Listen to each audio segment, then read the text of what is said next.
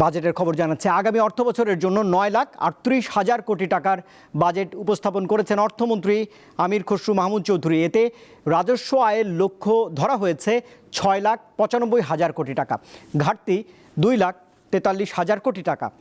2025-26 অর্থবছরের চেয়ে এবার বেড়েছে 1,48,000 কোটি টাকা। 60টি পণ্যের উৎসে কর কমানোর প্রস্তাব করেছেন অর্থমন্ত্রী, ফলে কমতে পারে চাল, গম, আলু, মাছ, মাংস, পেঁয়াজ, রসুন, চিনি ও ভোজ্য তেলের দাম। অর্থমন্ত্রী হিসেবে আমির খসরু মাহমুদ চৌধুরীর প্রথম আর তারেক রহমান সরকারেরও প্রথম বাজেট এটি। আকারে ইতিহাসের বৃহৎ এই বাজেট সব মিলিয়ে ব্যবসায়ী সাধারণ মানুষের আকাঙ্ক্ষা পূরণে কতটা সমর্থ হবে দেশের 55তম এই বাজেট? আমি আজ এই মহান সংসদে আমাদের প্রথম বাজেট প্রস্তাবনা উত্থাপনের জন্য দাঁড়িয়েছে মাননীয় স্পিকার। অর্থমন্ত্রী আমির খসরু মাহমুদ চৌধুরী বৃহস্পতিবার 2026-27 অর্থবছরের বাজেট জাতীয় সংসদে উপস্থাপন করেন। এটি বাংলাদেশের 55তম বাজেট। গণতান্ত্রিক, মানবিক ও অন্তর্ভুক্তিমূলক অর্থনীতির অভিযাত্রা শিরোনামে প্রস্তাবিত বাজেটের আকার ধরা হয়েছে 9,38,000 কোটি টাকা। প্রধানমন্ত্রী তারেক রহমানের নেতৃত্বাধীন সরকারের প্রথম এই বাজেট দেশের ইতিহাসে সবচেয়ে বড়। বিএনপি বরাবরই জনগণের আশা আকাঙ্ক্ষার পক্ষে অবস্থান নিয়েছে এবং দেশকে এগিয়ে নিয়েছে। গত অর্থবছরে বাজেটের আকার ছিল 7,90,000 কোটি টাকা। সে হিসাবে এবার বেড়েছে শতকরা 19 ভাগ। প্রস্তাবিত বাজেটে রাজস্ব আয়ের লক্ষ্য 6,95,000 কোটি টাকা। এর মধ্যে জাতীয় রাজস্ব বোর্ড থেকে আসবে 6,04,000 কোটি টাকা। ঘাটতির পরিমাণ 2,43,000 কোটি টাকা। সরকার ব্যাপক পরিকল্পনা বাস্তবায়নের উদ্যোগ গ্রহণ করেছে। বার্ষিক উন্নয়ন কর্মসূচির আকার প্রায় 3 লাখ কোটি টাকা। অর্থনৈতিক প্রবৃদ্ধির লক্ষ্য নির্ধারণ করা হয়েছে শতকরা 6.5 ভাগ। মূল্যস্ফীতি 7.5 ভাগে নামিয়ে আনার লক্ষ্য নেওয়া হয়েছে এই বাজেটে। রাজনৈতিক সদিচ্ছা, সঠিক নীতি, অর্থনৈতিক গণতান্ত্রিকীকরণ ও বিকেন্দ্রীকরণ, ট্রিলিয়ন ডলার অর্থনীতির পথে বাংলাদেশ প্রতিপাদ্য সামনে রেখে এবারের বাজেট প্রণয়ন করা হয়েছে। অর্থনীতির পুনরুদ্ধার, বাজারে আস্থা ফিরিয়ে আনা এবং নতুন প্রবৃদ্ধির সুযোগ সৃষ্টিতে সরকার নিরলসভাবে কাজ করে যাচ্ছে।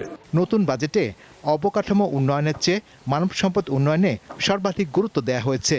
2026-27 অর্থবছরে এই বাজেটে টেকসই সমৃদ্ধি নিশ্চিত করতে শিক্ষা ও স্বাস্থ্য খাতে সর্বোচ্চ বরাদ্দ রাখার পাশাপাশি দেশীয় শিল্পের বিকাশ, কর্মসংস্থান সৃষ্টি, সামাজিক সুরক্ষা এবং অর্থনৈতিক স্থিতিশীলতার মতো জনকল্যাণকর বিষয়গুলোতে জোর দেওয়া হয়েছে।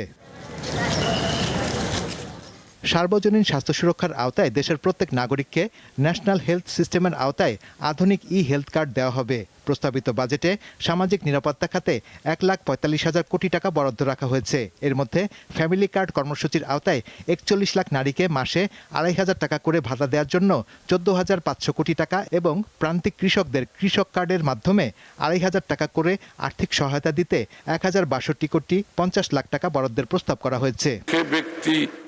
2026-27 অর্থবছরের প্রস্তাবিত বাজেটে ব্যক্তি শ্রেণীর করমুক্ত আয় সীমা 3,50,000 টাকা থেকে বাড়িয়ে 3,75,000 টাকা করা হয়েছে। মূল্যস্ফীতি ও জীবনযাত্রার ব্যয় বৃদ্ধির বাস্তবতা বিবেচনায় কর বর্ষ 2026-27 এবং 27-28 3,75,000 টাকা। নিত্য প্রয়োজনীয় 60টি পণ্যের উপর উৎসে কর কমানো হয়েছে।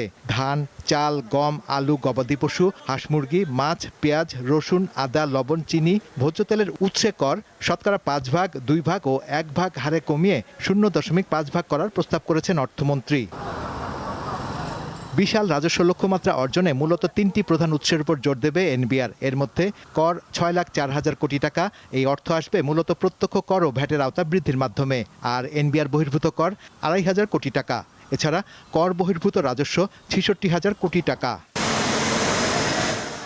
দেশের বন্ধ এবং উৎপাদন ব্যাহত হওয়া কারখানাগুলো পুনরায় চালু ও গতিশীল করতে 60,000 কোটি টাকার একটি বিশেষ প্রণোদনা কর্মসূচি ঘোষণা করেছে সরকার। এছাড়া তরুণদের মেধা ও সৃজনশীলতাকে পেশা হিসেবে গড়ে তুলতে এবং ফ্রিল্যান্সিং, আইটি, চলচ্চিত্র, সঙ্গীত, বিজ্ঞাপন, হস্তশিল্প ও সফটওয়্যার খাতের বিকাশে বাজেটে 300 কোটি টাকা বরাদ্দ রাখা হয়েছে। একটি শক্তিশালী ও সমৃদ্ধ অর্থনীতির ভিত্তি গড়ে উঠে দেশের প্রতিটি নাগরিকের সৃজনশীলতা, শ্রম, দক্ষতা ও উৎপাদনশীল সক্ষমতার উপর। সেই কারণে বর্তমান সরকার অন্তর্ভুক্তিমূলক অর্থনৈতিক রূপান্তরের পথে যাত্রা শুরু করেছে। শাহরিয়ার ইমন, দীপ্ত সংবাদ, ঢাকা।